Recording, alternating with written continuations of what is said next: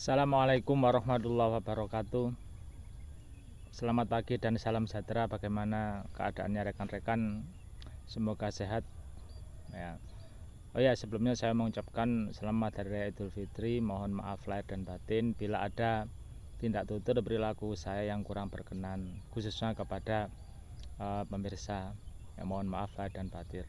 Pada hari ini hari Senin tanggal 1 April 2025, kegiatan saya ya setelah hari raya kedua nanti setelah ini mau bersilaturahmi adalah melihat hasil tanaman jagung yang ditanam kira-kira seminggu yang lalu, dimana pada tanggal 28 kemarin saya mencoba untuk melihat di lokasi ini. Ternyata di beberapa tempat itu gejikan itu tidak tumbuh apa karena dimakan binatang atau hama atau memang terlalu dalam istilah gejiknya. Itu banyak sekali faktor-faktor yang menjadi penyebab tanaman jagung itu tidak tumbuh. Yuk kita lihat ke sana.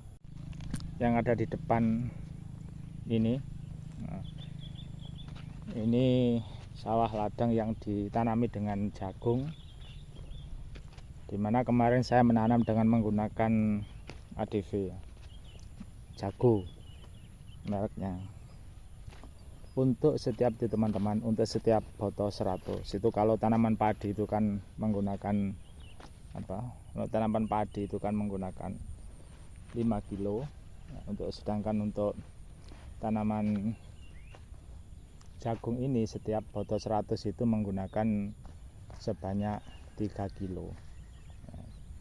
Caranya bagaimana ya sama seperti cara menanam yang lainnya, itu dengan cara digejik atau diberikan lubang-lubangan. Tetap memperhatikan persyaratan di tanaman ya. Setelah digejik itu memperhatikan unsur jarak tanamnya itu ya. Kemudian setelah itu dimasukkan dalam gejik itu lubangan itu ya sebanyak 2 sampai 3 butir jagung. Tempat di sini kemarin tidak saya rendam ya.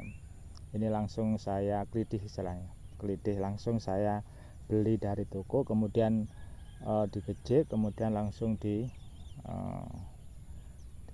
gitu ya. Istilahnya seperti itu. Kalau di beberapa setahun yang lalu itu kemarin itu memang kami rendam dulu, dimana fungsi perendaman itu adalah salah satu adalah bisa merangsang perkecambahan sehingga nanti bisa mempercepat pertumbuhan tanaman jagung. Sebetulnya kalau di sini itu masih musim gadu, artinya musim tanam padi yang kedua. Tapi kemarin berdasarkan evaluasi teman-teman ya, evaluasi di musim yang pertama itu hasilnya di sini kurang maksimal ya, kalau dibandingkan dengan yang sebelah sana. Itu mungkin kan banyak faktor ya. Salah satu adalah faktor dari benih sudah sama dengan yang sana, perawatan juga sama, pemupukannya sama, terus penyiangan juga sama, pengendalian gulmanya juga sama, bahkan tenaganya juga sama, semuanya sama ya. Tapi hasilnya berbeda, bukan berbeda, jauh berbeda. Kalau di sebelah yang sana itu rata-rata tiap botol 100 itu mendapatkan ya kurang lebih 1 ton. Kurang lebih itu ya bisa 9,5 kuintal ya, rata-rata adalah 1 ton. Tapi di sini kemarin jauh di bawah. Nah, kemudian saya evaluasi teman-teman, apa ya penyebabnya? Semuanya sama kok ya. Bibitnya sama, kemudian tenaganya sama, perawatannya sama. Perawatan itu ya penyemprotan rumput, baik itu menggunakan pratumbuh ataupun setelah tumbuh rumput itu sama ya. Kemudian kemarin tidak banyak penyiangan sih, tidak banyak kami lakukan dadak nah, karena penyemprotannya maksimal. Itu juga orang-orangnya sama, tapi hasilnya itu kok menjadi berbeda. Berarti itu ada faktor ya. Nah, menurut saya faktor yang menjadi penyebab itu adalah memang struktur tanahnya, jenis tanahnya. Tanah itu kan bermacam-macam ya, ada tanah yang lempung, liat, ada tanah berpasir, ada mungkin yang berawa, bermacam-macam.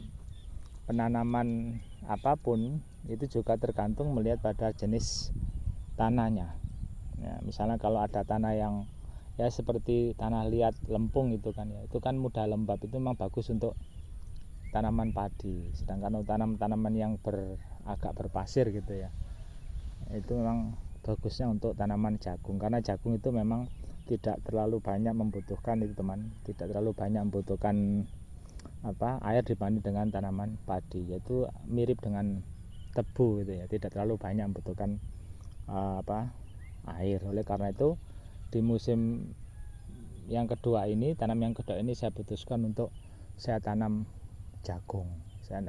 Walaupun di sebelah kanan kiri saya itu mungkin masih menggunakan tanaman padi, ada yang masih menggunakan padi, tapi kebanyakan semuanya menggunakan jagung. Itu pentingnya kita ya. Jadi yang keberhasilan itu tergantung pada satu, di samping pemilihan bibit ya, perawatan, kemudian mekanisme pasca panen, juga yang penting adalah kita harus mengetahui kondisi lingkungan dan juga jenis tanahnya ya. Penting juga kita untuk sesekali mengukur derajat keasaman tanah dengan menggunakan alat. Saya kira itu ya, kita melihat tanaman jagung yang kemarin baru digejik ya,